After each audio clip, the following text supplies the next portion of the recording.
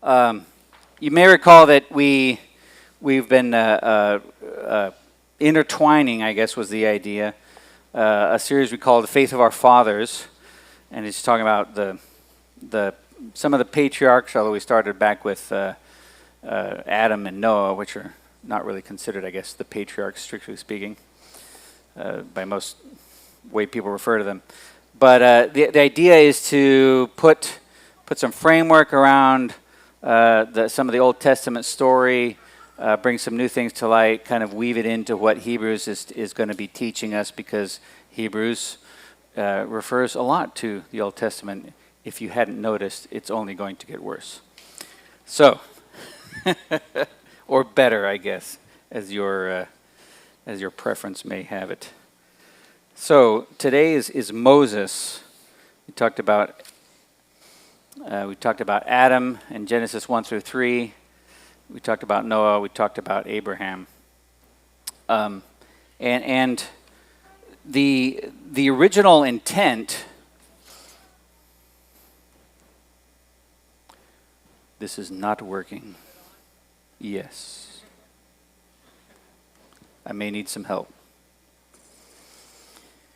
The original intent of God for his creation is the same as his final intent. Right? The original intent in the garden, there's Adam and Eve, and they're in God's presence, and they're in this special place that he made in the midst of the land, right? The whole land wasn't a garden, but in the midst of this land, he made a garden, and then in the midst of the garden, he put the humans. And his original intent and his final intent are the same. That Sandra Richter, in her book, The Epic of Eden, great book, highly recommend it. She phrases it this way: that the people of God would be dwelling in the place of God and enjoying the presence of God. All three of those. And on page 3 of the Bible, that gets wrecked. But it's back that way at the last page. So in between, that's the drama of the story of the Bible. How is God going to get his people back in his place, enjoying his presence? Because it all gets messed up pretty quickly. So we talked about the rebellion of the humans. We talked about how things just kind of spiral down from there. We get to Noah, where God is just saying to himself, this place is being ruined, and so I'm just going to accelerate that. I'm just tired of this. But Noah finds favor in his eyes, and he rescues Noah and his family, Noah, his wife, his 3 children, and their 3 wives, and they get rescued through this flood, and he kind of starts over, in a way, with Noah. But the same choice, the same rebellion that Adam and Eve initiated is still there, and so it's not long before the Bible speaks to us about Noah's failure, also in a garden that he plants, and things keep spiraling down from there, and we reach the Tower of Babel, or the Tower of Babylon. Babylon is what's in the Hebrew. It's translated Babel for some reason in all our Bibles. And that's like this another high point of iniquity, shall we say, where the humans are saying, we're going to build a high place and we're going to ascend up to the heavens to be like God.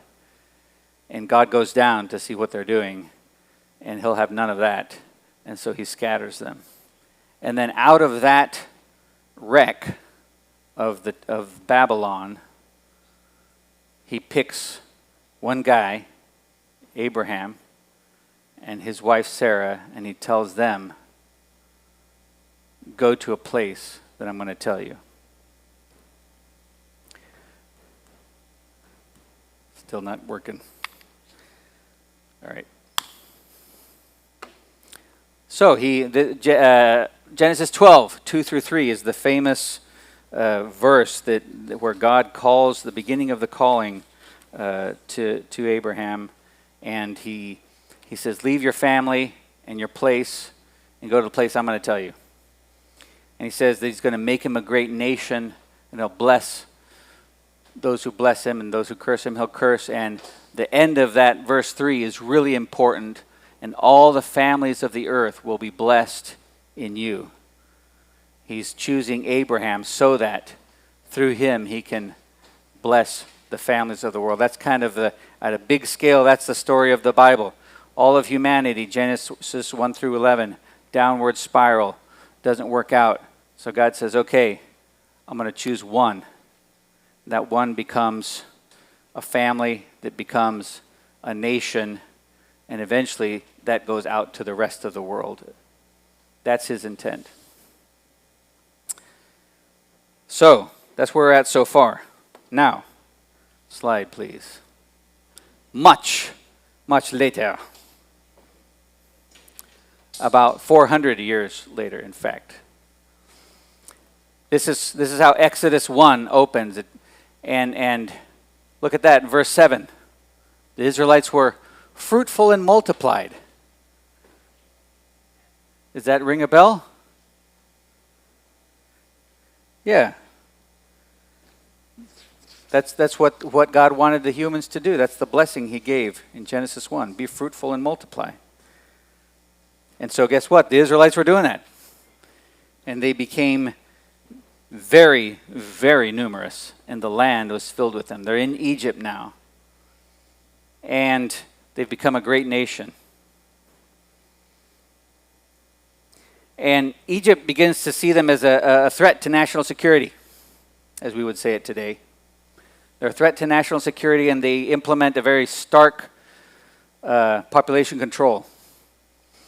And first they decide they're going to, there's a Pharaoh that comes along after the days of Joseph, and he sees this going on, and he's afraid that if somebody attacks them, that the Israelites are going to side with the attackers, and then they'll just be overwhelmed. And so he decides we're gonna put these people to work, and they become enslaved, and they're doing all these building projects for them, but that isn't enough. And so then they're still multiplying, they're still being fruitful, and so he wants only girls and all the boys to die. But the Israelite midwives ignore that, and thankfully, and so they keep multiplying. So then Pharaoh says, that's it, I'll just do it myself. I'll have my own people do it. And he gives this edict that all boys will be cast into the Nile, all baby boys that are born. If it's a girl, she can live.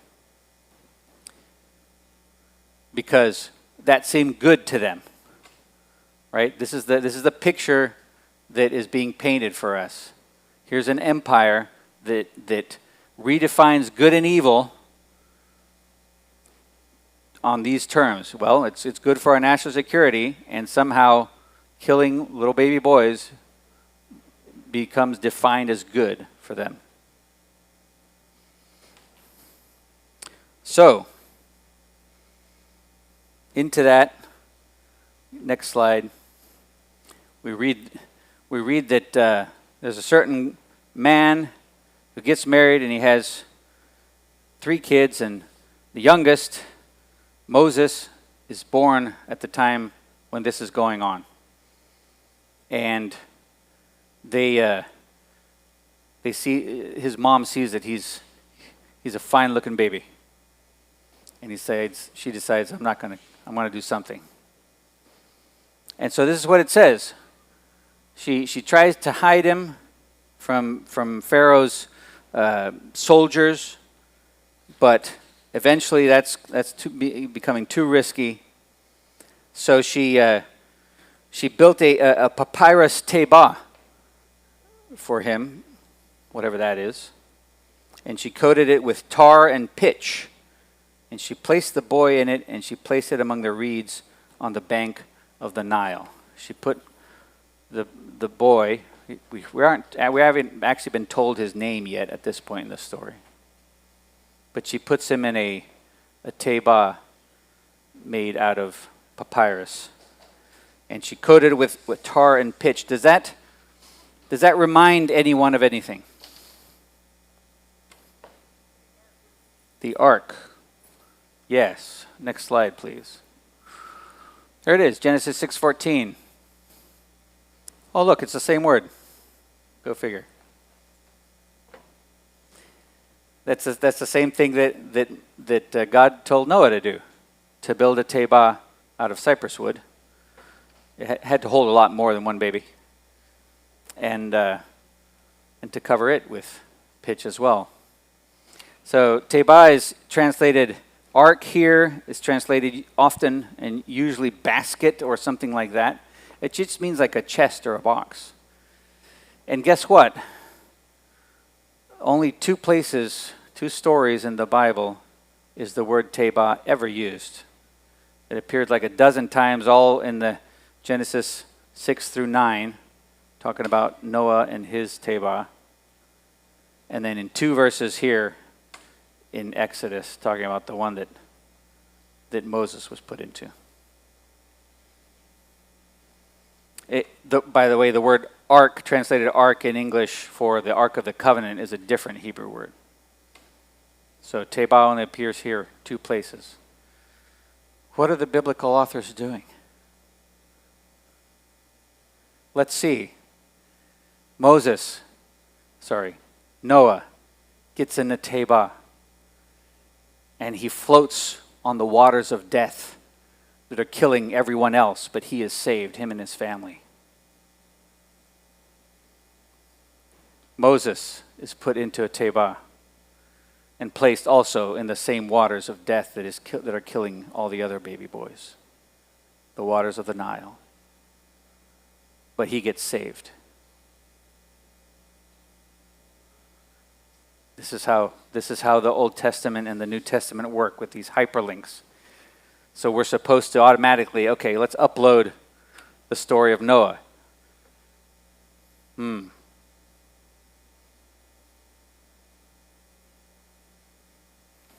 God saved humanity through him and had this fresh start, brought him out into this clean new place. I wonder if Moses is going to play a similar role in a similar way. Let's read on. So, Moses grows up. You know the story. He gets found by Pharaoh's daughter. He grows up, and he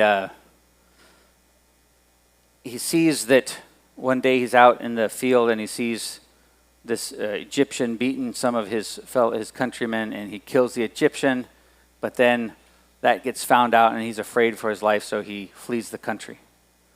And then he has this encounter out in the wilderness. He encounters the angel of the Lord, who reveals his name as Yahweh, in this burning bush on a mountain called Horeb, that later also became known as Sinai. It's the same name or 2 different names for the same place, Mount Horeb or Mount Sinai. And he has this encounter there with God, and God says to him that he's going to, he wants him to go back to Egypt and to lead the people out and to come back to this mountain, he says. Come back and worship me at this mountain.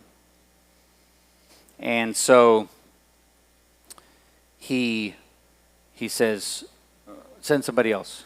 Eventually, that's what he says. He makes 5 excuses. First, he says, I don't talk so good. And he says, don't worry, I got your back. I'll tell you what to say. He says, yeah, but I don't even know who you are. He says, well, here's my name. And he gives five excuses. The last one, he just says, look, God, just send somebody else. And that's when the Lord finally gets angry. And you know,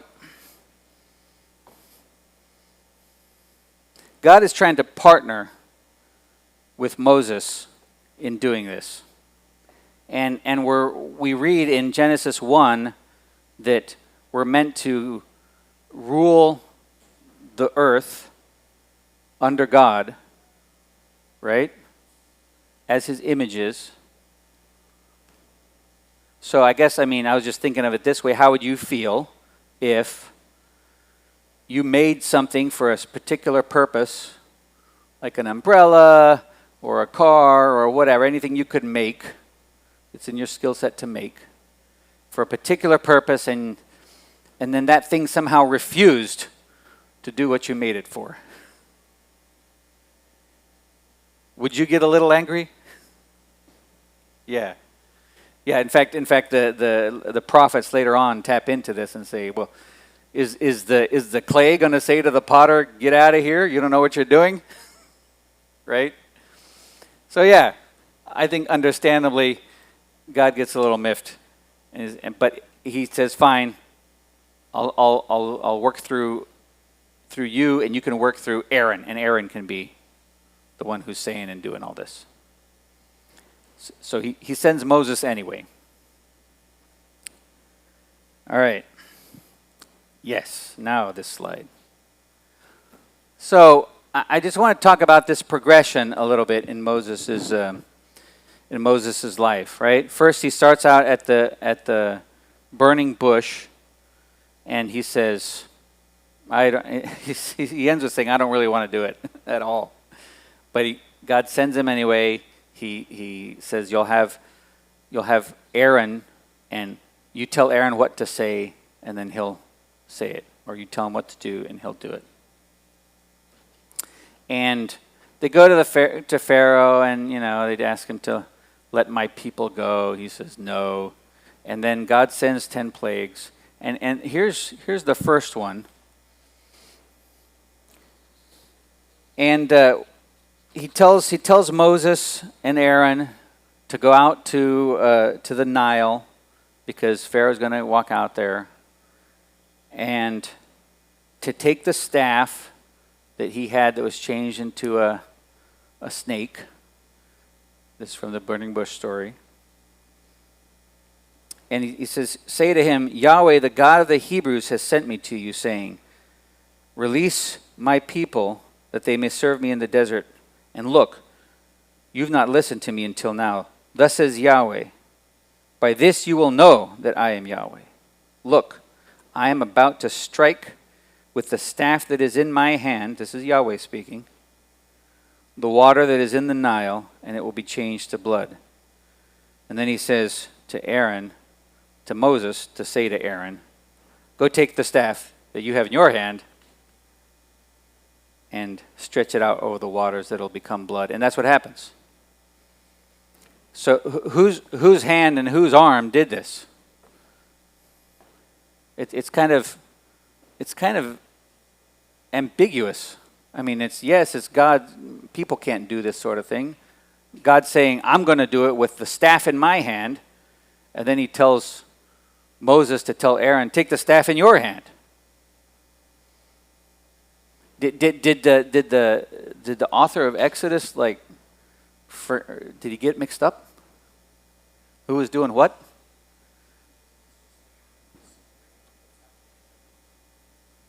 Yes.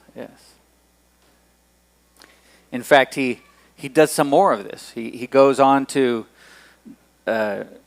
work these other plagues under God's direction. God says, go do this, and he tells Moses, and then Moses tells Aaron.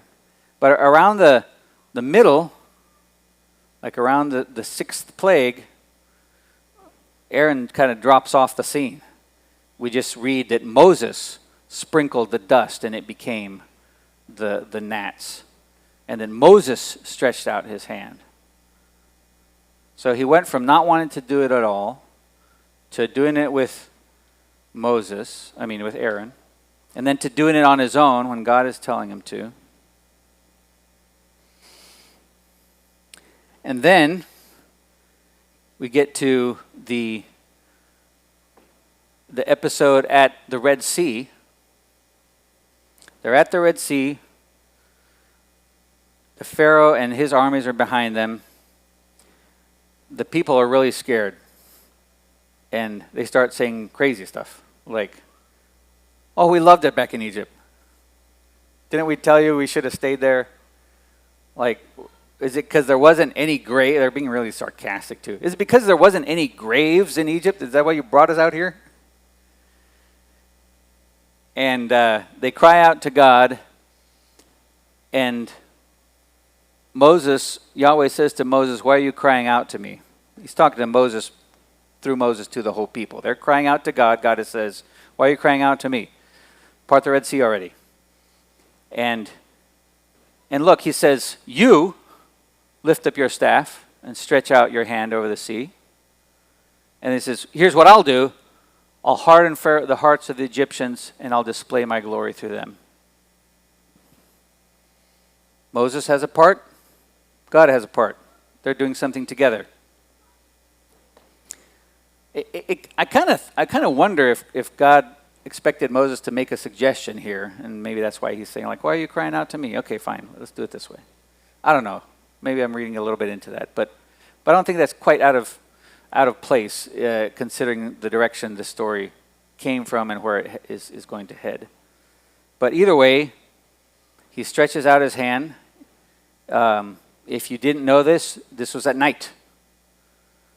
All night, the wind, east wind from God, blew over the waters, parted the sea. They start going across, and at dawn, they come out on the other side. And in the middle of the morning is when it says that God, the angel of the Lord, who was in the cloud that was covering their retreat, looks down at the Egyptians and decides to scramble everything back to the way it was. Also a hyperlink to going through the waters of death, coming out from a disordered state back into a new place. And incidentally, doing what Moses did. Moses went through the waters of death on a basket out to the wilderness to meet God on this mountain. And now what are the rest of the Israelite nation doing? They're going through the waters of death out to meet God at that same mountain. And then later on, they're headed there to Mount Sinai, and these guys, the Amalekites, attack them. And the Amalekites just decided maybe they were easy prey, a bunch of people that have been, freed from slavery like 10 minutes ago, and they'll probably be easy prey. They can just attack them. And here in this story, Moses, it doesn't say that God told Moses to do anything or that Moses asked anything. He just had an idea. He was like, okay, Joshua, you go out and you attack them, and I'll take my staff and I'll intercede for you. He didn't use that word, but that's kind of what he's talking about. Because then he goes, you may remember this famous scene. He goes up onto this hill and he raises the staff, and he did have to tweak the plan a little bit. I mean, pretty soon he realized he can't hold it up forever. So Aaron and these two other guys that are with him, hold up his arms, because as long as he's holding up the staff, they're winning. And if he drops his arm, they start losing. But he just kind of says, I think this is what we'll do. I think this is what God wants. By then he's moved to this point from not wanting to do it at all to doing it as long as he's with a buddy, to doing it on his own, but God has to tell him every step of the way, to kind of a little more even Steven working with God. God says, you do that, you handle this, I'll handle this. Of course it's God parting the sea, it's not Moses. But Moses did have to stretch out his hand, or else I don't think anything would have happened. He did have to obey at least. And then this episode with the Amalekites, he's like, okay, I have an idea. I'm just going to go up to the hill, I'm going to raise a staff, and that'll ensure that we win. And God's like, sounds good. And he makes it happen. This is a picture of him growing in his role as a partner with God, which is what God wanted all along. He just had to kind of get him there. You guys with me so far? Yeah. So, they finally make it to Mount Sinai / Mount Horeb. And here's where the story grinds to a halt, or at least a really slow pace, because there's a lot. They're there for a whole year. And the rest of Exodus and all of Leviticus they're there. It's not till the beginning of Numbers where they finally leave. And yeah. They get to the mountain. God says, okay, put a fence around it. Make sure that nobody, I'm going to come down and show up in my special presence on this mountain. And it's dangerous. So make sure you warn he tells them twice, actually. The second time that he tells Moses, go warn the people, Moses is like, yeah, I already told them. So I think we're good. And he says, okay. But to me, that's significant that God, he's making really sure. He doesn't want to hurt anybody, but he does want to be with his people. Remember, this story is about the people of God dwelling in the place of God and enjoying the presence of God. So he wants to be with his people. He's selected the people. Now, they're headed towards the place. What about the presence bit? All right? This is it. They're going to make a covenant. They're going to make some rules that allow this to happen. But first he's going to show up in his special presence, and he doesn't want anybody to get hurt. So he tells everybody, just watch out, don't come close to the mountain. And so Moses, he goes up on the mountain before God came in fully in his special presence. And what God says to Moses is that he wants him to tell the Israelites that he's brought them here for a special reason, and that if he'll listen to his voice and keep his covenant, which he hasn't named the terms yet, but he's saying, I want to make a covenant with you, and if you'll listen to my voice and keep these commands of this covenant, then you will be a treasured possession, and you'll be a kingdom of priests and a holy nation.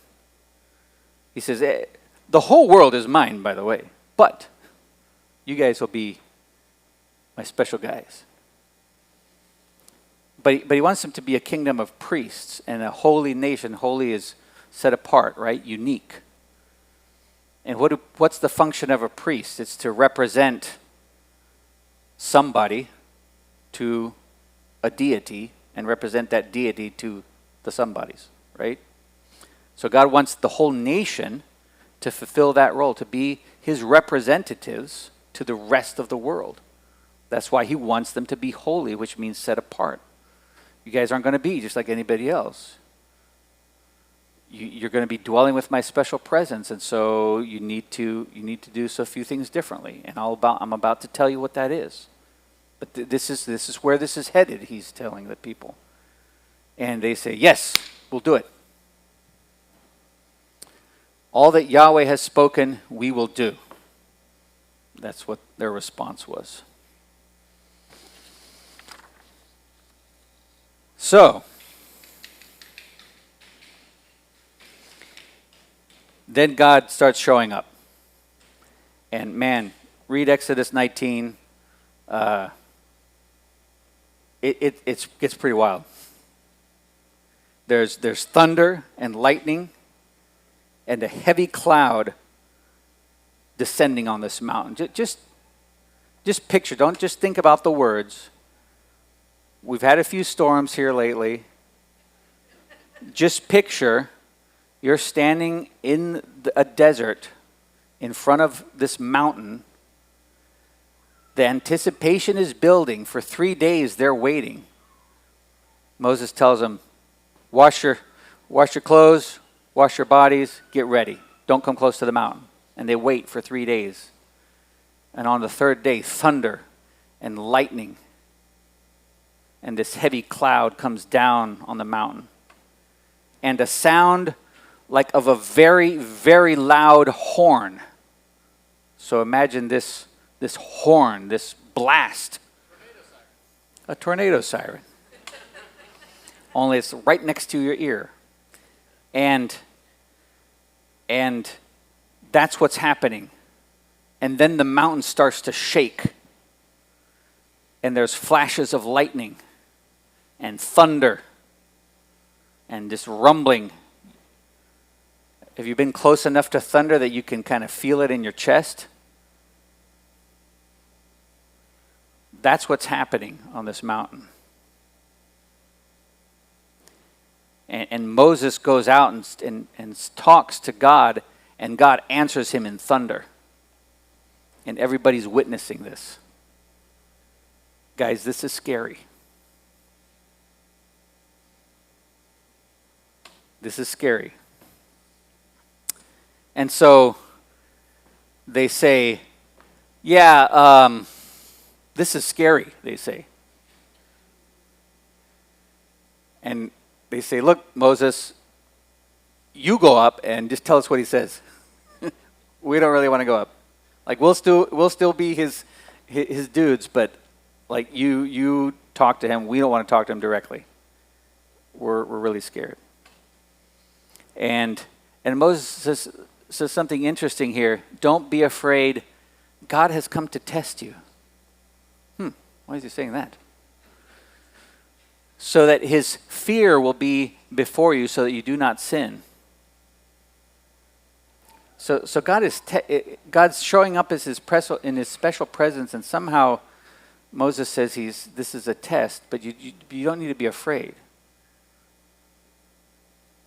Remember, tests in the Bible aren't they're not about passing or failing. It's more about proving something, right?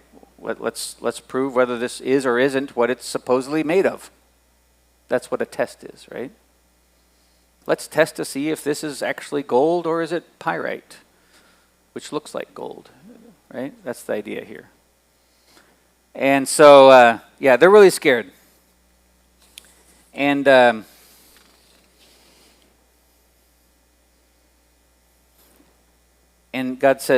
Moses says, don't worry, God is testing you. And so then what happens next is that Moses goes up on the mountain and he tells them, he starts, there's a few like up and down, he goes up, he comes back down, gets Aaron, but doesn't go up the full way with Aaron, then leaves Aaron, goes up. There's several ups and downs, but then Exodus 20, the Ten Commandments, right? And we talked, when we talked about Abraham, we fast forwarded a little bit and touched on the structure of a covenant. This was a thing that was done in the ancient world, and it had kind of a format that was pretty standard with a preamble, and then the terms, the stipulations, like you do this and I'll do that, and then what happens, blessings and curses if you do it and don't do it and all this stuff. And so he opens with the Ten Commandments. And then he keeps talking for a lot longer. And all through through Exodus 21, 22, 23, 24, 25, 26, 27, 28, 29, 30, 31, and 32. He starts, through the end of 31. He starts telling Moses some laws, but he's also given him really detailed blueprints about the tabernacle, and he goes back to what to do with the priests and all this stuff. And meanwhile, the people are at the base of the mountain, and 40 days have gone by. And they start getting a little tired of waiting. So in Exodus 32, at the beginning, the scene cuts back. It's been up there with Moses and God on the mountain. The scene cuts back to the Israelites at the base of the mountain, and they say, we're kind of tired of waiting for Moses. In fact, that word delayed there has, if you look at other ways it's used, it has like a connotation like this is like embarrassment. Like, this is embarrassing here. We're waiting for this guy. He's been up there for 40 days. We don't know. Maybe he's dead up there. Like, we don't know where he is, what's going on. We're getting a little tired and a little embarrassed of standing out here in front of this mountain looking like a whole bunch of schmoes, and this is weird. So, look, let's just move on. And Aaron says, okay. And they make this golden calf, right? And very intentional.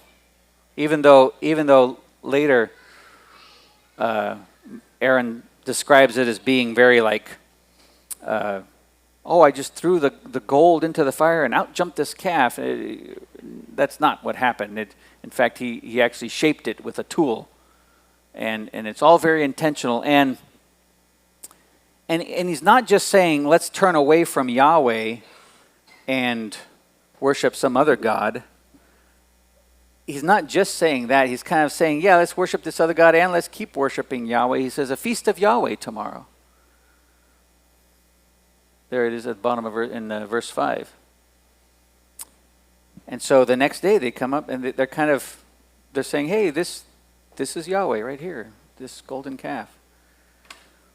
The first commandment and the second commandment, right? No idols. They've already done it. This is their Genesis 3 moment as a nation. It's like God shows up and says, I want to make this covenant. He says, will you marry me? And they say yes.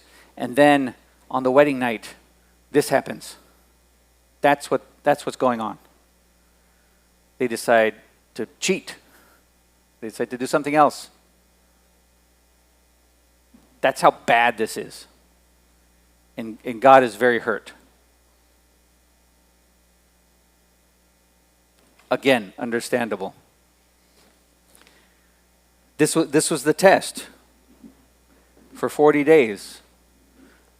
But having a mountain with thunder and smoke and lightning in the background wasn't enough to remind them that maybe there's a God out there that doesn't dwell in this man-made object that can't even talk. Instead, that's where they go. And it's tragic. So, next slide, please. God says, hey, your people. I think this is kind of funny. He doesn't say my people. He says, hey, Moses, by the way, your people that you brought out of Egypt, let me tell you what they're doing right now. And he's pretty upset. And he says, look, they're just never going to learn. So leave me alone so that my anger may blaze against them, and I'll destroy them, and I'll make you into a great nation.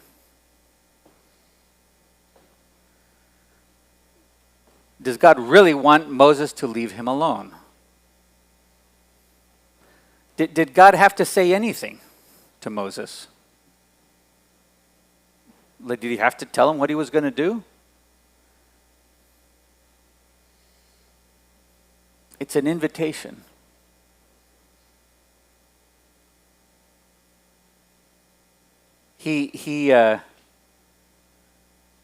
It's just like what he did with Abram in the Sodom and Gomorrah episode. The angel of the Lord shows up with two other regular angels, looking like regular people. They come up to Abram. He says, hey, this is classic Middle Eastern hospitality. Oh, please, sit down and have just a little water and a little food. And then he fixes a feast and and wines and dines them. And then they're like, okay, we really got to go because we really got to see. The reason I came down, I'm just stomping on the way. The reason I came down here was to go check out Sodom and Gomorrah and see if what I heard about it is true. And they reach a point to where the two angels keep going, but the angel of the Lord, he stops and says, he's with Abraham. Abraham went with them. And then Yahweh says kind of to himself, but right in front of Abraham, like, should I tell Abraham what I'm about to do? I mean, I think I should, because he's going to be a great nation. Of course, God's the one who's going to make that happen, right? But he's kind of talking about himself in the third person a little bit. Like, he's going to be a great nation, so I think I should tell him. And then Abram, this is the famous scene where Abram kind of pipes up and says, hey, Are you going to destroy? He starts appealing to God about where does he draw the line, and we talk about it as a negotiation, like he's negotiating with God, but it isn't really a negotiation, is it? Because whatever you ask for, God says okay. Like a negotiation would be God says 100, and there has to be 100 righteous people there for me to not destroy it. And Abraham says, how about 20? And God says, fine, 80. And okay, 40. And they work to the middle. That would be a negotiation. Instead, God says, okay, to everything that Abraham asks. But anyway, back to Moses. If God had destroyed them and made a great nation out of Moses, would he still be keeping his promise to Abraham?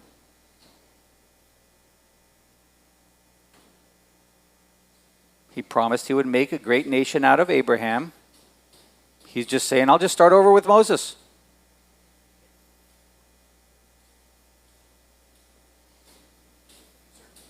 He certainly could have.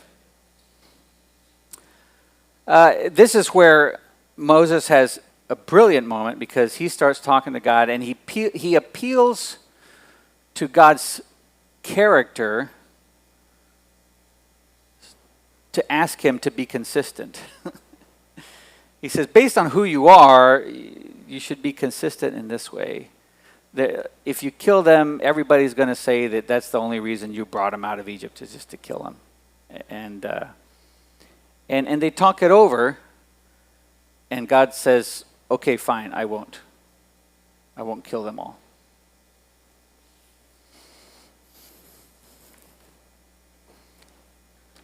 A very strange, it's related as a very strange kind of interaction, especially like based on what we know about God from reading the rest of the Bible. So let me put up some unhelpful and some helpful ways to think about this.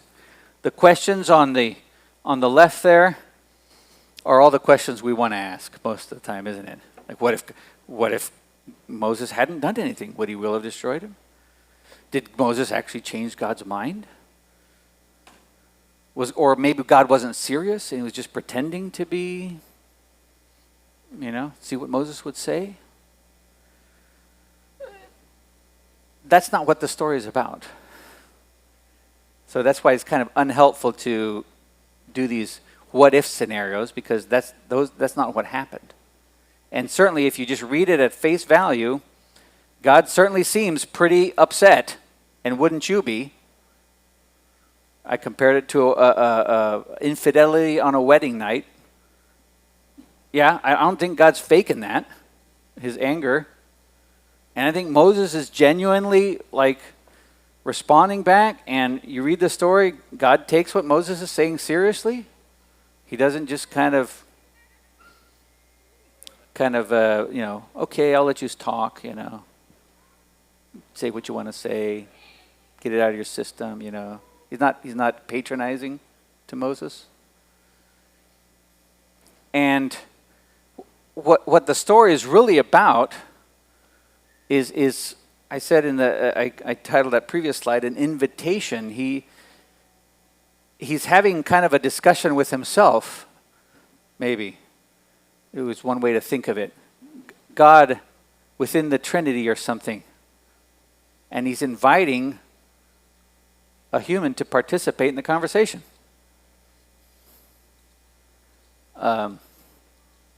Christopher Wright, the right part there is from a gentleman, Christopher Wright, his commentary on Deuteronomy. He talks about this. He says that God pauses to make his will vulnerable, like subject to being questioned or changed, argued with. And from a standpoint of human intercession, this isn't about that it's an irritating but occasionally successful intrusion on something that was already prefabricated that God was going to do anyway. But his prayer becomes an integral part of how God's sovereignty is exercised at this point. And Moses becomes a type and an example. Like this story is telling us God wants to partner with people. Go figure. Where have I heard that? You guys with me?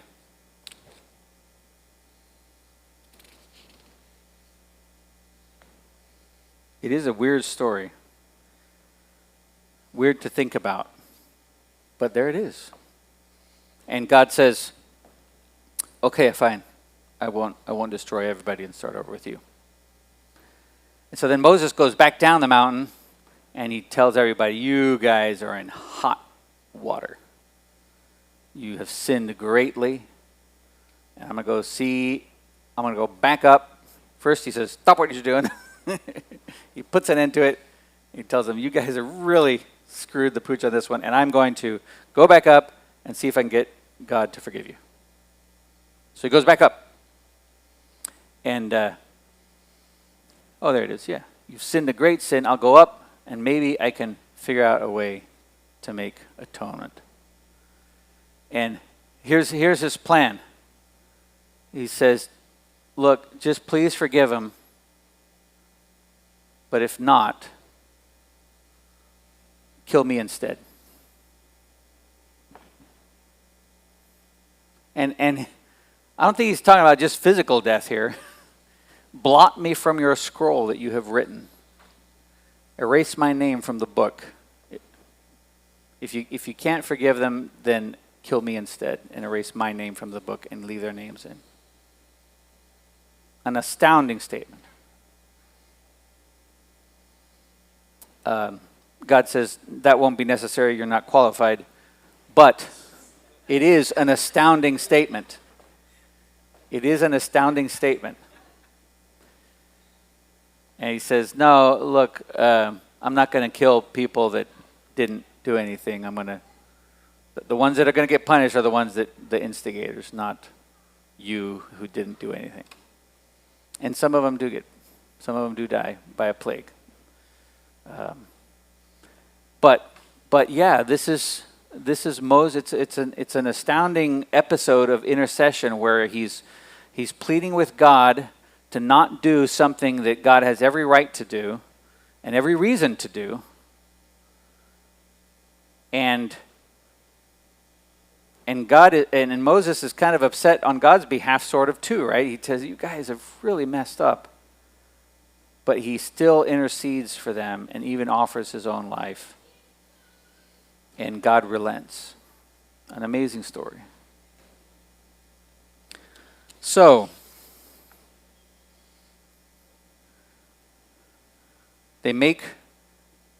God moves on with the covenant. He keeps giving them more laws. And we'll pick up the rest of the story later. But what we're figuring out now is that God wants to use this people to bring his blessing to the rest of the nation, but they've messed up just as bad as the rest of the nations have. It's kind of like there's a big, horrible disease out there that's killing the whole world, and you've devised a cure, and you've given it to a team of medics, and you've sent them out there. Only the medics are all they're all carrying the disease too and subject to it. And that's kind of the predicament that God's in. And the story of the Bible is how his solution to heal the medics ends up being the solution for the rest of the world. So,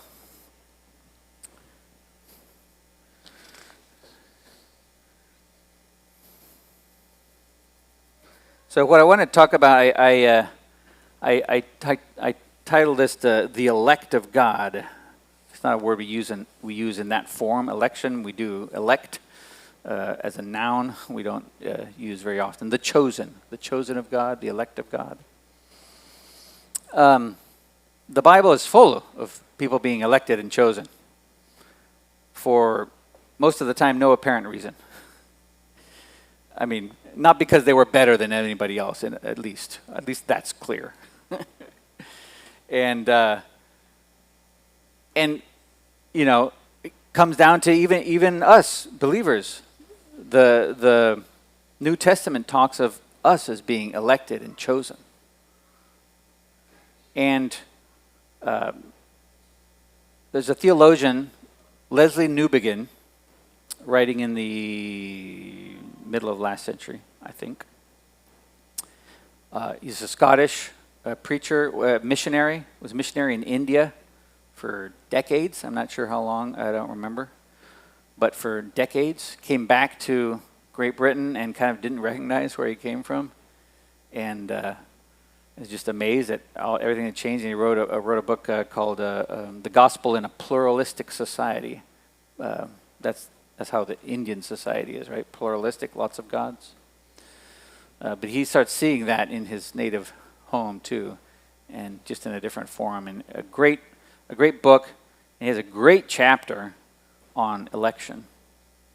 And he addresses a couple of misconceptions. One is that, and these are kind of related to each other, that election somehow means that we've been picked out for some privileged status before God. Or if we say, okay, it's not a privileged status, we have responsibilities that come with all this, but hey, let's at least agree that, if we do what God has commanded, then we have some expectations, kind of a claim on God. Like, look, God, I obeyed you. Like,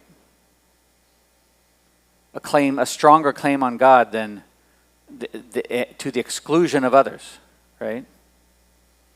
And the Bible never talks about it that way. In fact, talks about it just the opposite.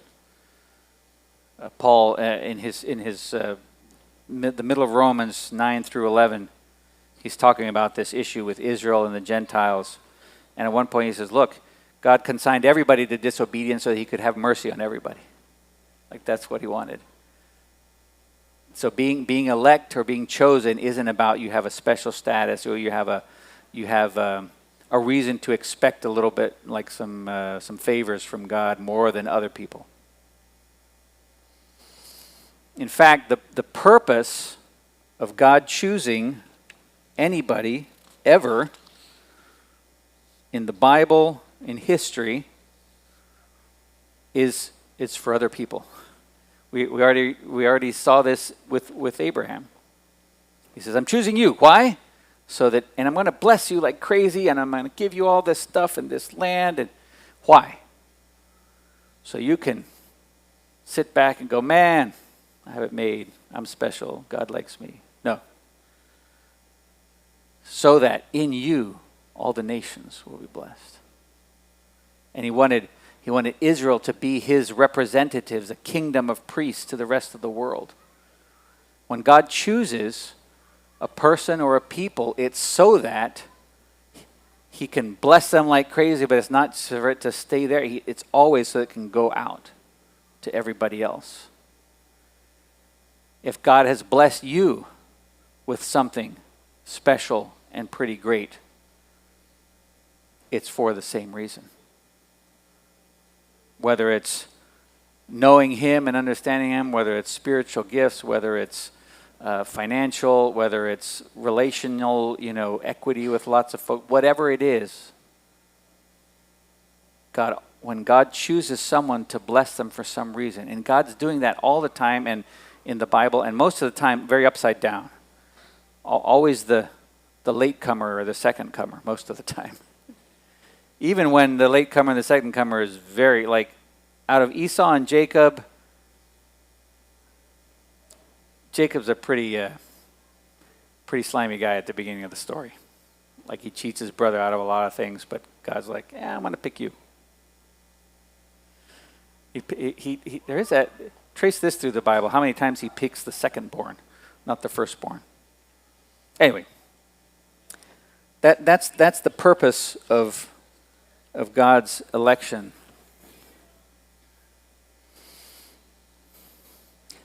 Jesus tells a parable that that kind of speaks towards this. He says that there's this guy that goes out to hire some workers for his field, right? And at the time, it's day laborers, right? You work for a day, you get paid that day for whatever that, you work the next day, you get paid the next day, right? That's how it worked. A denarius was a standard amount that you get paid per day. He goes out at 6 a.m. He says, hey, he goes down to the Best Buy and to the place behind there, to the day labor place. And he says, hey, I need some guys to go out to my field. It's 6 a.m. I'll pay you a full day's wage. Well, that's fair, right? That's the expectation. They go, okay. The guy goes out at 9. He sees some more people. He needs some more people. He hires them. He says, look, come, whatever's right, I'll pay you. He goes out at noon again. He goes out at 3 p.m. again. He goes out at 5, an hour before quitting time, 5 p.m., and he says, what are you guys still doing here? Like, he finds still some more guys. He's like, I've been hiring guys all day. What are you guys doing here? Well, nobody's hired. Well, come on. So he gets them. And then at the end of the day, just an hour later, he calls the foreman over and says, hey, bring everybody over. I'm going to pay him. Let's start with the guys at the end. The guys I hired last, let's start with them. And he gives them a denarius, a full day's wage for an hour's worth of work. And then the guys that he hired at 3 p.m., he gives them a full day's wage too. And when he gets to the guys that he hired at 6 a.m., he gives them a full day's wage. But what are they expecting at that point? Yeah, they're expecting more. Like, come on. Like, hey, maybe we're going to get something more. Like, look, he's giving a lot to the guys at the end, so maybe we're going to get more. And they're upset. He says, look, like we've been slaving it out over the heat of the day, all day, 12 hours, and the guys that came in at dusk get more. And the landowner says, I haven't been unfair. Like when we agreed that you'd work for me, I said, I'll pay you a denarius, and that's what I paid you. How have I been unfair? And he says this, or is your eye evil because I am generous? He says, can I do what I want with my things? I wanted to pay these guys that came later some extra. Can I do that with my own money? Or is it that you're envious because I'm being generous? And he ends with, so the last will be first and the first will be last. God wants everyone to receive his blessing. And when he chooses some to receive it extra or first than everybody else, it's so that they can go out from there. And that's how he works in us and through believers in the church today. Are we able to get that last slide? Okay, great. Here's a quote, maybe, or maybe I'll just read it for you. It's a little long, but not too bad. This is something that Leslie Newbegin says in his book. He says, for knowing God, for being in communion with him, we're dependent on the one whom he gives us to be the bearer of this relation, right? Like, to know God, he's going to give somebody to us that will help us. Not just as a teacher and guide on the way, but as a partner in the end. There is and there can be no private salvation, no salvation which does not involve us with another. How many of you had heard about Jesus before somebody told you about Jesus? And if you've heard about him since you were little and don't remember your parents telling you for the first time, they still told you. Somebody told you. Somebody shared with you. Somebody walked with you. God set this up as a relationship. And this is always how he wanted to do it, was to partner. And he even partnered in salvation with people. He says, I might venture, he goes on, therefore I may venture to use a metaphor, which I've used elsewhere, that God's saving revelation of himself does not come down to us straight from above, like through a skylight, as we might say. In order to receive God's saving revelation, we have to open the door to the neighbor whom he sends us as his appointed messenger. And, moreover, we have to receive that messenger not just as a temporary teacher or guide, but one with whom, on whom we can dispense with whenever we've learned what is needed. In other words, he's saying, this isn't that somebody comes into our lives and teaches us, and then once we know enough, get out. No. Instead, we receive them as someone who will permanently share our home. The Christian life is meant to be lived in community. Our salvation is meant to be walked out in community. It is personal and private in the sense that I can't believe in God for you. I can only tell you about him. But he chooses to work through people and through history. And in the church, he's chosen, when we talk about election of the church, it's not that, oh, we're saved and they're not. It's, no, we're the ones that are chosen to bear this message out to everyone else so that they can get saved. And Newbegin goes on to say, and I'll just make a brief mention of it here, we're not talking about that everybody will be saved in the end. That's not what the Bible teaches or what he's saying.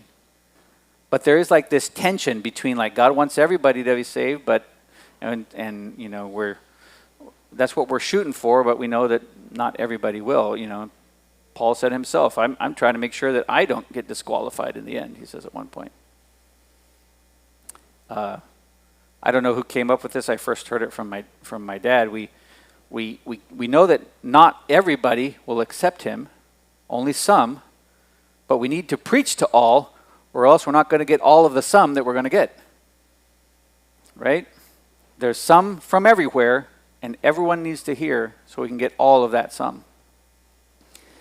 And our role as believers is,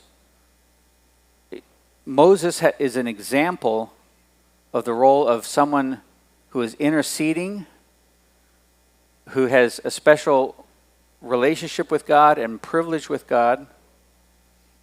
At one point, God chastises Miriam and Aaron. They're like, hey, God speaks to us too.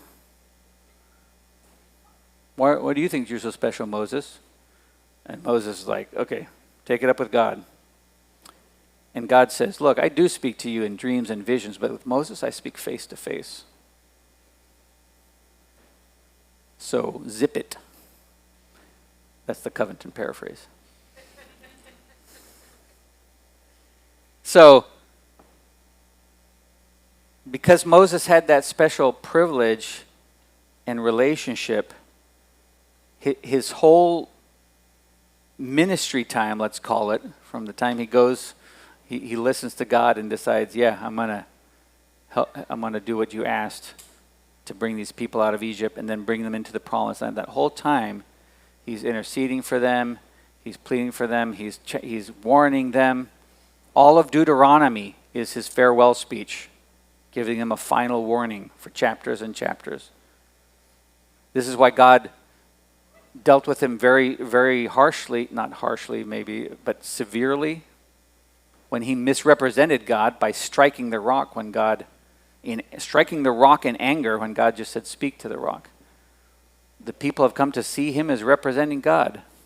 God wasn't angry at them. Moses was. Moses struck the rock when God said, just speak to the rock. And that's our privileged position, privileged in the sense that not everybody is there right now, but not in the sense that it gives us any special status. Moses suffered a lot. I don't know how many gray hairs the Israelites gave him, but he suffered a lot on their behalf. And we, as believers, are called to partner with God in this world, to spread his message, look, we're just as compromised as Moses was, just as compromised as the Israelites were in the desert. We're a ragtag bunch, a ragamuffin band, as one person said. And God wants to do it with us anyway. and wants us to intercede and not take this viewpoint of, oh, they're just sinners, but really genuinely plead and say, Lord, please forgive them. This is what Jesus modeled for us as well. So, here's where I'll finish. How is God looking to partner with you? That's my question for you. And I mean specifically, not generally, oh, he wants me to tell people about Jesus. Don't let yourself off the hook by giving a general answer like that. I'm going to ask you to press into the Lord and ask for some specifics. How are you wanting me to partner with me? My work, my family, this planet, missionaries, private things you can do with your money or your time or your efforts, not just through the church. Going, sending, praying for those that are sent. Like what? General, specific, anything and everything is on the table, but I'm asking you to press into the Lord and ask for something specific that you can hear his voice and take an action on. A lot of times there's a metaphor I like about it. It's easier to steer.